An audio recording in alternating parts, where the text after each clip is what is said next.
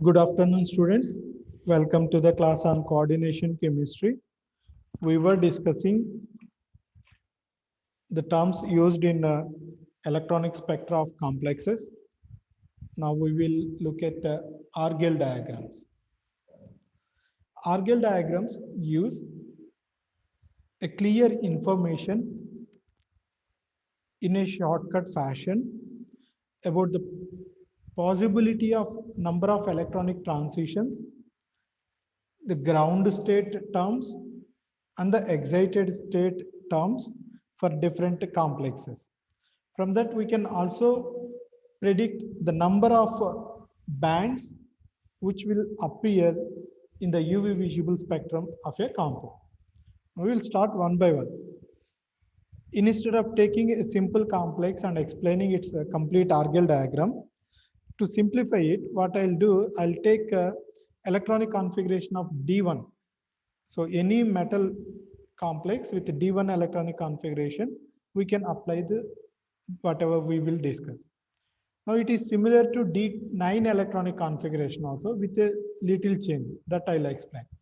This can be compared with D6 and D4 electronic configurations also with a little change. So when we learn electronic transitions of D1 configuration, we can easily compare them with the D9, D6 and D4 systems so that it becomes very easy to predict the electronic spectrum of different complexes. For example, in a D1 case, in these complexes, the d orbitals are split into two groups, T2G and EG. This we have seen it in crystal field splitting theory. Now, in the ground state, the single electron occupies the lower T2G level and only one electronic transition is possible to the EG level. Therefore, the absorption spectrum of titanium H2O 6 times 3 plus shows only one band with a peak at 20,300 centimeter inverse in its UV visible spectrum. Now I'll explain what is this peak and how this electronic transition will occur. In an octahedral ligand field, the d orbitals, 5d orbitals are split into two categories. T2G, lower level T2G and higher level EG. For a D1 case, the term symbol is doublet D. Term symbol is doublet D. Now, we have only one electron, D1. So this one electron will be filled in T2G orbital. Now, when we pass light onto this material, what happens? This electron will be excited to the EG orbital. Because there is only one possibility, there is only one electron, and there is only one possibility, only one higher energy level. There is only one higher energy level, EG level. So this electron, which is in T2G orbital, after absorbing light energy, will be excited to EG level.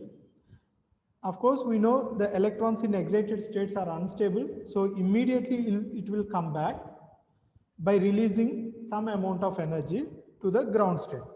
Now, the energy, when it is returning from higher energy state to ground state, it will exactly release the energy difference between T2G and EG orbitals.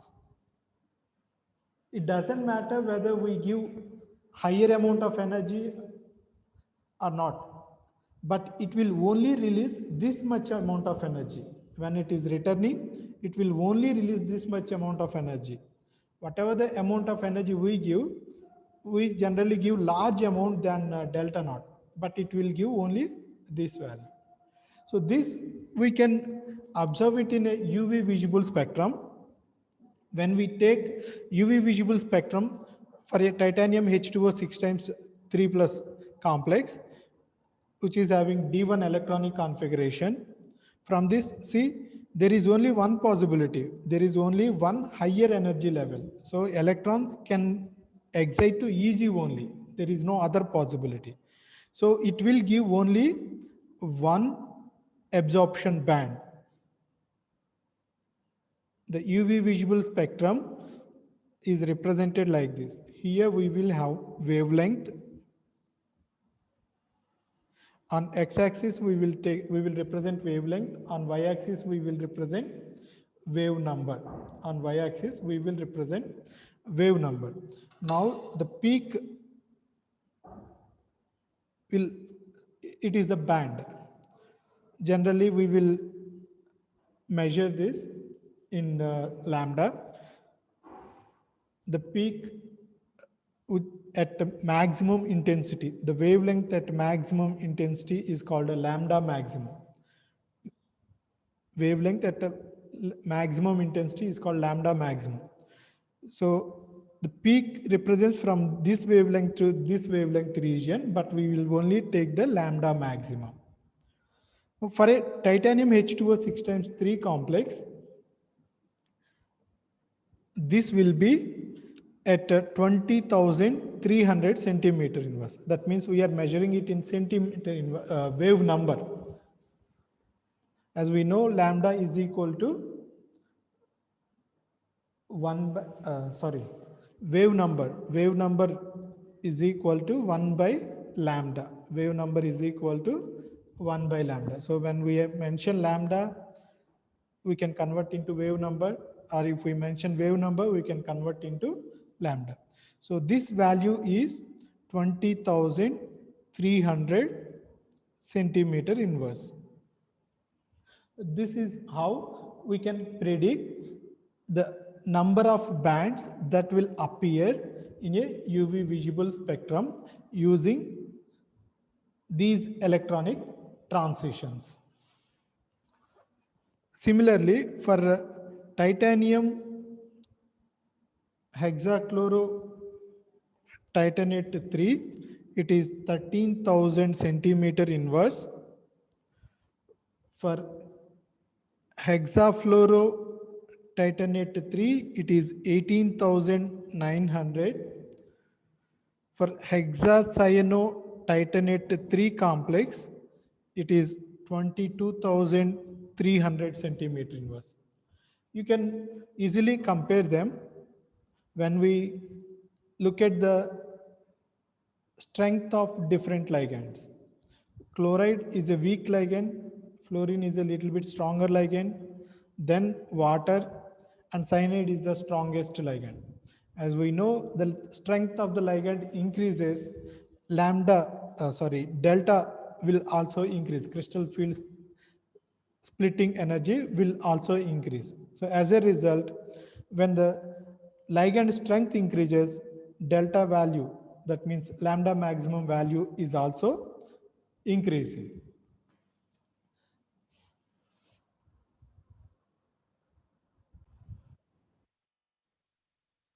For a D9 configuration, it is exactly reverse to the D1 configuration. We will see how.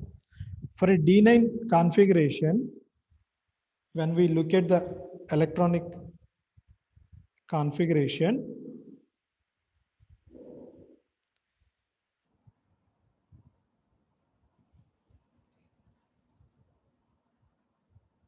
six electrons in the lower T2G level, 3 electrons in the upper EG level. Now, there is a single electron. So, there is a hole next to the single electron. When we pass light onto this material, what happens? An electron will jump from lower level to upper level. This we need to address it in a different way.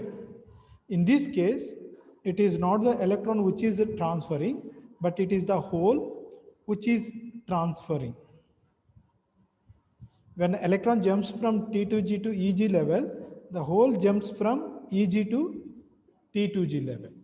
So the transition is A hole in the upper EG, a hole transforms from EG to T2G. In the D1 case, it is the electronic transition from T2G to EG, whereas in the D9 case, it is a whole transformation from EG to T2G. So it is exactly the reverse. It is exactly the reverse. That can be easily remembered and identified using Argel diagrams. Right. Before that, how these electronic transitions will occur.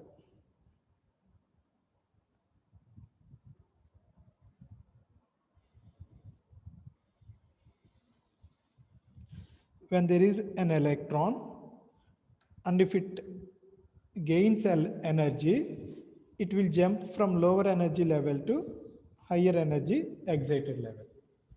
It can go to any one of the EG levels because these two are degenerate levels. It can go to any level. It doesn't make any difference.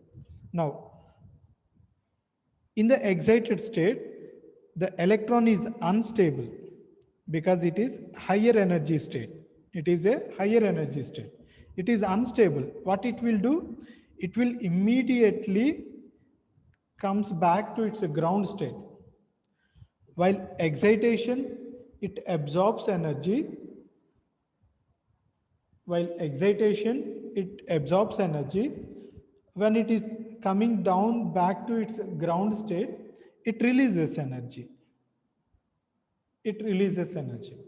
Here, whatever the amount we supply, it will take the energy, but out of the total energy, it will only use this much of energy for electronic excitation.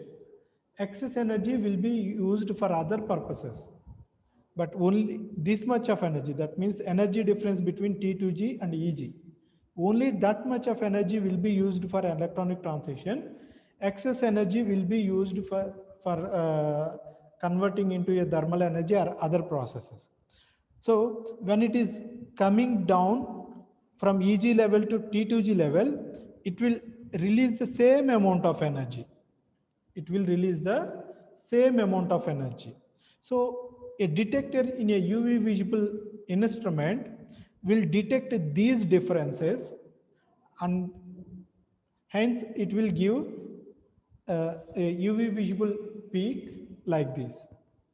So from the lambda maximum values, we know this formula E is equal to h nu, Planck's equation. From this we can calculate the energy nothing but delta naught, band gap between T2G and EG levels.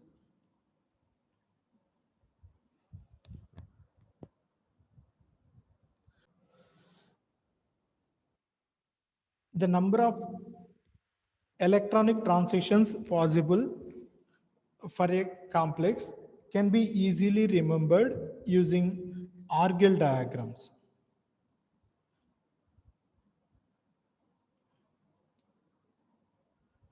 Now we will look at the Argel diagram for a D1 case.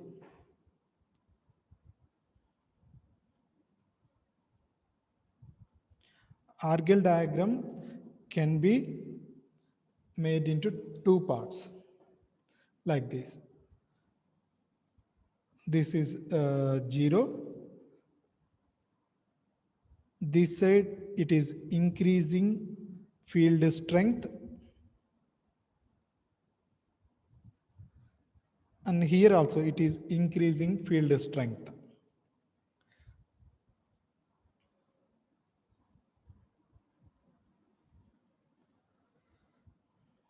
This is the mean energy level.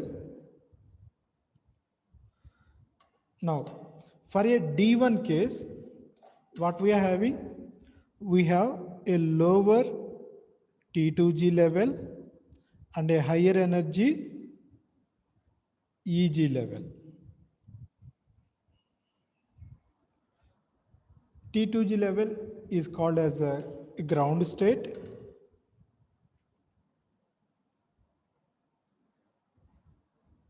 The lower energy level is called as ground state, Higher energy level is called as excited state. This is according to energy. Y-axis energy. Now, this is for D1 octahedral case. This is for D1 octahedral case. Now, what is happening for D9? For D9, it is exactly reverse, right?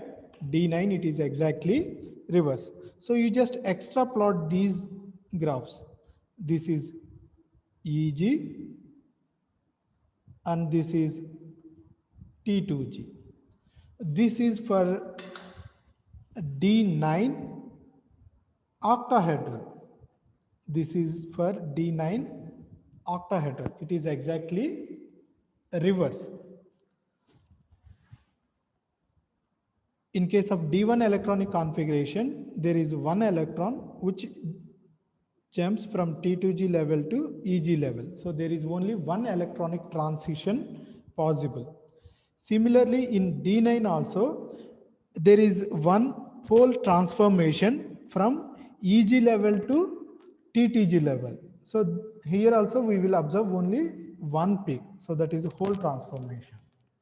Now, what are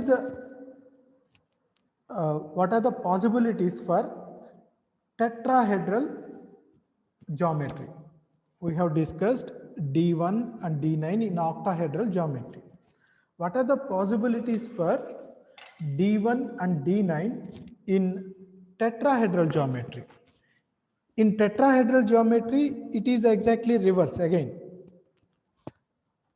This is the possibility for D1 configuration in octahedral, that means from T2G to EG. In a tetrahedral D1 case, this is the possibility, EG to T2G, EG to T2G. Now, this is D9 octahedral possibility, EG to T2G. What is D9 tetrahedral possibility? D9 tetrahedral possibility is reverse to this, T2G to EG, T2G to EG. So when we know D1 in octahedral geometry, we can make a reverse to get a D9 octahedral. Similarly, we can make a reverse for D1 in tetrahedral. It is similar to D9 in tetrahedral. Similar to D9 in tetrahedral. See, in simple one diagram, we have predicted the number of electronic transitions possible for D1 and D9, both in octahedral crystal field and tetrahedral crystal field. We can compare this with the D4 and D6 electronic configurations. How can we compare it with the D4 and D6 electronic configurations? First, we will look at D6 electronic configuration. For a D6 electronic configuration, we have 1, 2, 3, 4, 5, and then 6th electron. So what are the possibilities here? Here also, the unsymmetrical electron, that means the paired electron will jump from T2G level to EG level. So what are the possible electronic transitions? It is an unsymmetrical electron or an unsymmetrical hole which jumps from its existing level to the next level. So here the unsymmetrical electron is a paired electron. So it jumps from T2G level to EG level. Now how many higher states are possible? There is only one state, EG level. That means how many electronic transitions are possible? Only one electronic transition. So D1 case also, the electronic transition is T2G to EG in an octahedral. This is octahedral crystal field. So we can compare D1 and D6 octahedral. D1 and D6 octahedral are exactly same. Now, what is D6 in tetrahedral? D6 in tetrahedral will be D1 in tetrahedral. So it is D6 tetrahedral. Similarly, we will look at D4 configuration. What is D4 configuration? 1, 2, 3, 4. 4 electrons are there. The unsymmetrical electron is in Eg orbital. Unsymmetrical electron is in Eg orbital. The fifth orbital is empty, which we can consider as a hole. Now this hole transfers from Eg to T2G level in a octahedral geometry. The hole transforms from Eg to T2G in a octahedral geometry. Nothing but it is a D9. Nothing but it is D9 octahedral. So D9 and D4 having same transitions. Now D4 in tetrahedral, it is reverse. D4 in tetrahedral, it is reverse. So this is what Argel diagram is. See, we can remember one electronic transition. So that is enough for us, right? Just remember D1 electronic configuration in octahedral geometry. There is a single electron in T2G level and there is only one higher energy state possible. So when we pass light, this electron jumps from T2G level to EG level. So electronic transition in a D1 octahedral geometry is T2G level to EG level. There is only one band that will appear in the UV visible spectrum. You just remember that, nothing else. If it is D6, it is similar to D1. If it is D9, it is D4, it is exactly reverse. This is for octahedral in D1. This is reverse. Reverse is the D9 or D4 in octahedral. This is for D1 and D6 octahedral. Reverse is the D1 or D6 in tetrahedral. Reverse to this. D1 electronic transition is T2G to EG in octahedral. It is same as tetrahedral for D4 and D9. So you just remember one transition and you can predict all other transitions. That is the beauty of Argel diagrams.